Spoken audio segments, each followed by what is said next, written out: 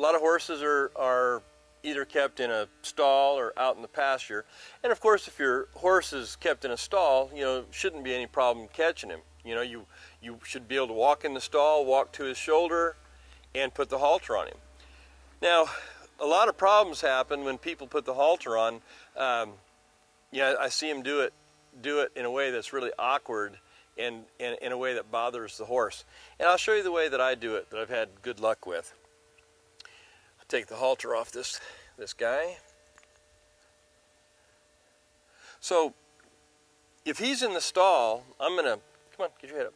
I'm gonna step to his shoulder, put my right hand on his neck. I've got the halter and lead rope in my left hand. Reach over, grab the top of the halter in my right hand, the buckle in my left hand, and ease it over his nose, okay? And then I'll buckle it. What I see a lot of people doing is they'll stand in front of the horse and try to shove the halter on his nose. Well, horses don't like that. That's uncomfortable for them, and it's real awkward. So if you just have the halter in your left hand, right hand over his neck. Good boy. And then we snug this up.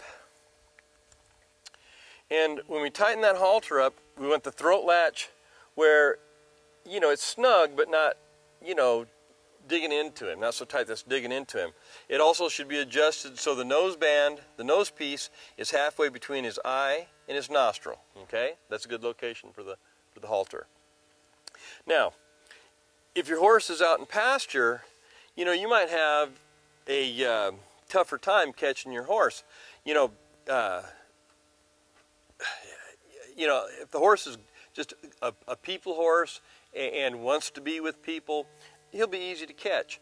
But if he's not, and especially if he's out in a big pasture with other horses, well, you might have a tough time getting him caught.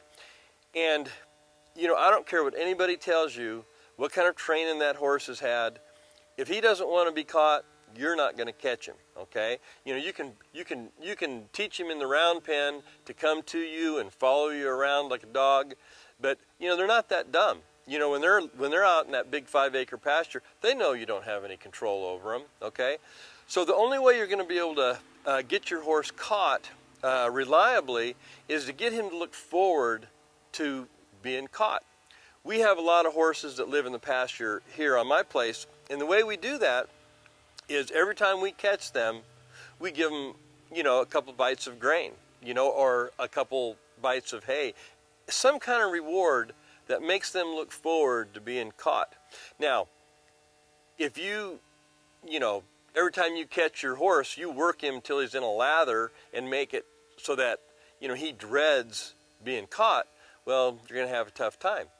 If you only give him, when you catch him, if you only give him a treat once in a blue moon, that's not going to work either. You got to be consistent with it, okay? But if you'll do that, then your horse will be a piece of cake to catch, okay?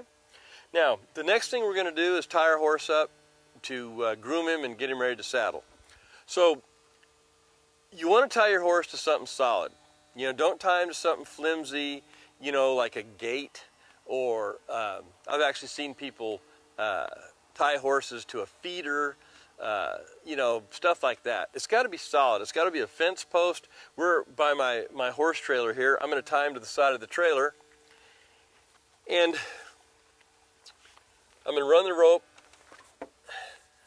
through the keeper, and I'm going to bring him up here. A lot of people either tie their horse too short or too long, okay? There should be about 2 foot